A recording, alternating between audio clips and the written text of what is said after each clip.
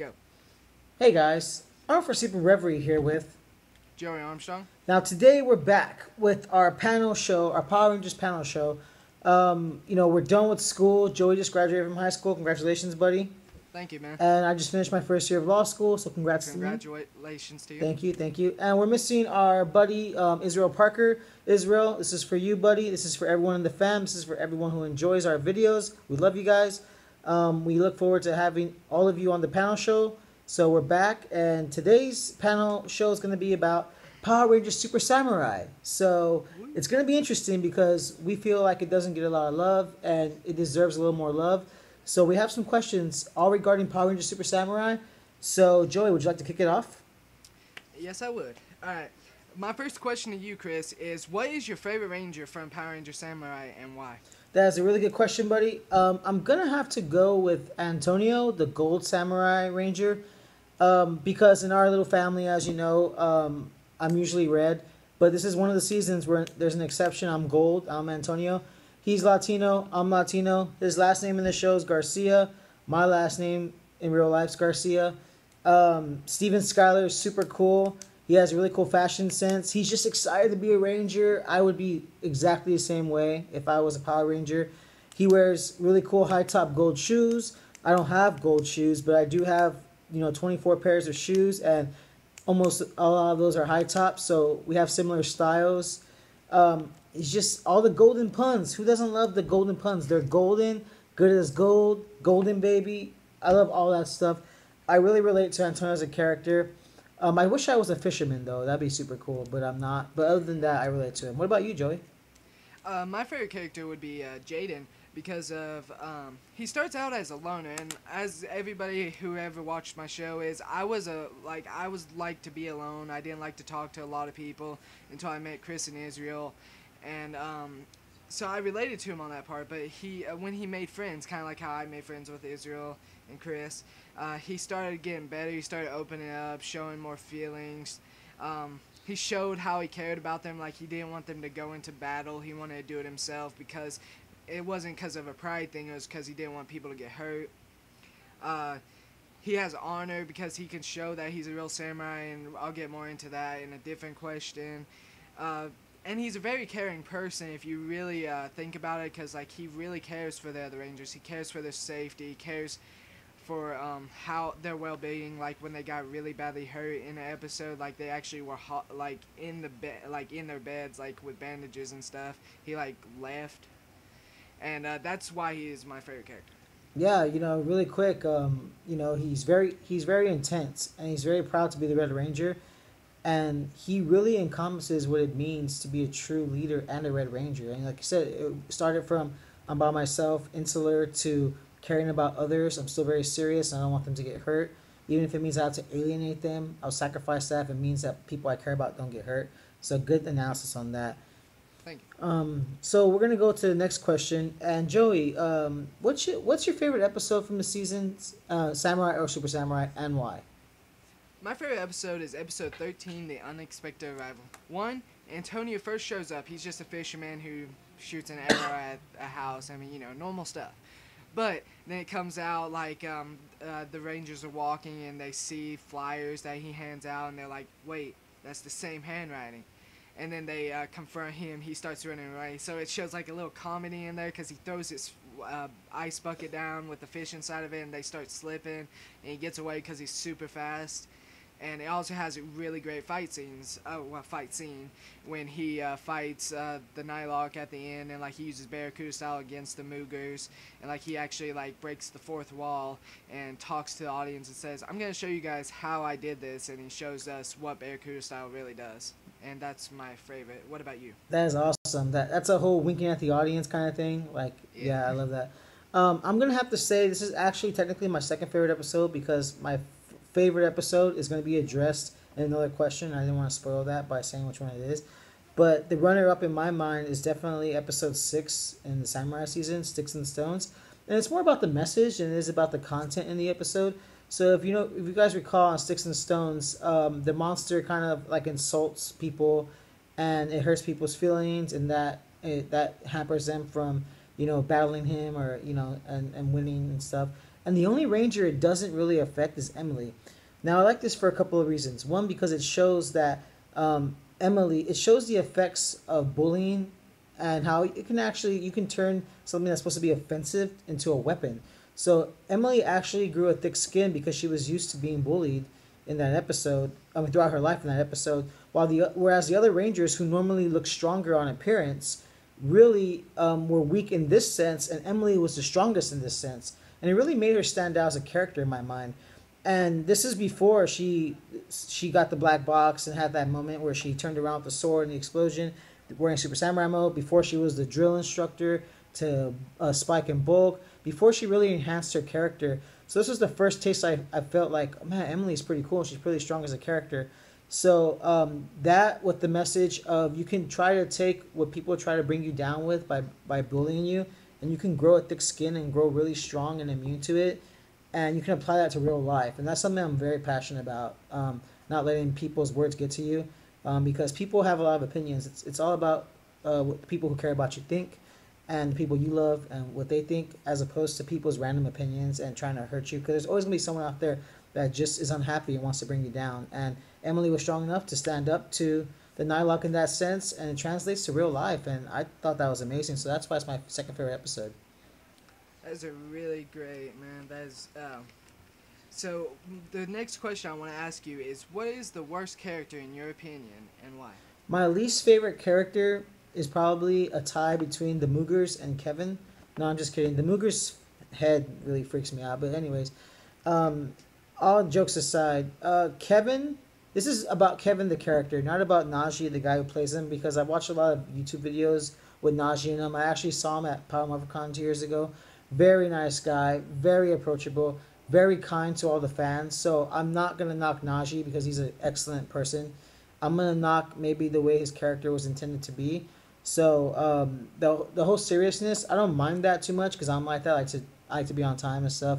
But I don't like the elitism that kind of exudes from his character.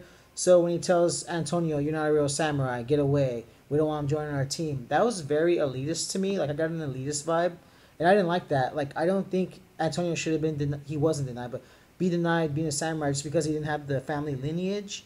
So I don't like excluding groups of people or just people in general. So I got a really bad vibe when he was kind of mean to Antonio at first because of the whole like you don't belong, you're not like us. So it gave me feelings of exclusion, and I didn't like that. So for those reasons, Kevin was probably my least favorite character. But Najee rocks. He's awesome. Check out the videos on YouTube with him in it. He's excited and he loves being part of the legacy. And I have a huge spot in my heart for any actor who was a ranger who loves being part of the legacy. Alright, the least favorite character to me is Kevin also, and the reasons are about the same with Chris. Like, I find him a great samurai in the show. Like, he's really good at fighting. It's just I find him, he's too like I don't. It's hard to say, but he's kind of obnoxious, I guess. In the form of what Chris was saying, like how he treats Antonio or anybody besides Jaden. And it kind of gets to you. Like, it makes you not want to like his character. Like, the person in real life, I find really awesome because, like, I've seen YouTube videos where, like, there was a little girl who asked a question, and he gave her a signed poster just for asking a question. And, but I do think he was a great samurai. It's just because of how he acts in the show is why I don't find him a very great character in the show. That's really good stuff, and we could talk about this all day. But let's get to the next question. This one's one of my favorite questions, actually. What is your best 1 to 2 minute argument on why Samurai/Super Samurai is epic and deserves more credit for what it's done? Alright, well, to start off, the reason I think it is a great season is because of, one, the characters. Like, it has great character development. You see how the characters grow in the season, and that's what you really want to see. You want to see them grow. You don't want to see them just, like, already be great at something and just great through the whole season. You want to see them struggle. You want to see them get angry or mad or hurt or sad and overcome that. Like, because of that, I lost my train of thought. Anyways, moving on. Villains. The villains in the season. Master Xandred. Him having the headaches and you could tell how furious he was with like being locked. Being locked in that ship and not being able to leave and go to the human world, and he had to drink the water because he got headaches. And Decker, they added in Rick Medina, and that was just awesome because I didn't even realize it was Rick Medina playing Decker at first, because my mind always thinks of him as Cole. He doesn't think of him as a bad guy, and he played this part great. And again, later on, I have other stuff to say about him, but also the plot. The plot is a great plot. Like, it shows how, like, Jaden had a secret that he had to keep. He didn't want anybody to find out. Like, he went through the thing of, like, making smoke appear so that the person who was spying on him would come out of the shadows. And it's just really awesome because that plot leads to the finale and stuff. And it's just really great to keep it going and not... To me, it wasn't boring 1 second. And what about you, Chris? That was awesome, Joey. Don't worry about flubbing up. No big deal. All good. This is good stuff. Now, here's my argument. I'm gonna try to condense this because I can write a book about this. Okay, the return of Saban. Saban bought it back for a fraction of what he sold it for. So jokes on jokes on Disney, not Nickelodeon. I'm saying jokes on Disney. Although I do love S.P.D, so thank you Disney for that one. So Saban brought it back. So the marketing machine's back. The villains are all epic. Master Xandrid, he's in charge. No question about it. Except with the exception of Serrator, but we'll get there in a second. He's in charge. He's the man. What he wants, he gets. He's demeaning. That's what I look for in a villain. He's very, like, intimidating. I look for that. I love it. He's, imposing. He's a good fighter. You gotta take him seriously. You have Octoroo. People don't like Octoroo. I think he's awesome. I'm probably the president of the Octoroo fan club. Because he's not imposing physically, but he's the smartest guy on that ship. Because he is the mastermind, and he does the dirty work. He runs the show. He runs the behind the scenes.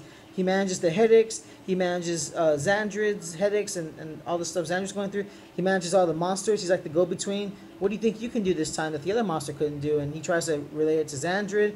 He deals with Dayu, with Decker, with Serrator. He dealt with everyone. So he's the smartest guy in the room.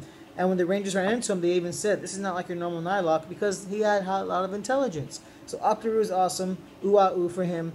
And then we also have the Decker Dayu Tortured Soul story. A lot of people don't like this. I like this story. I like this. My sword, Umasa, is it worthy enough to even touch you? That is awesome. The Dayu, they used to be together. That whole storyline is super cool. The Sorrow playing the little harmonium or whatever it's called, the guitar.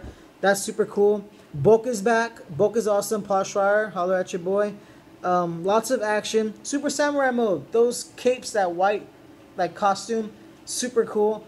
And then the Power Rangers theme is kind of like the old theme, which is awesome. I like that. So I like when they say the names. I know people don't like that, but I like that. So all those reasons and more is why I think Super Samurai is an epic season.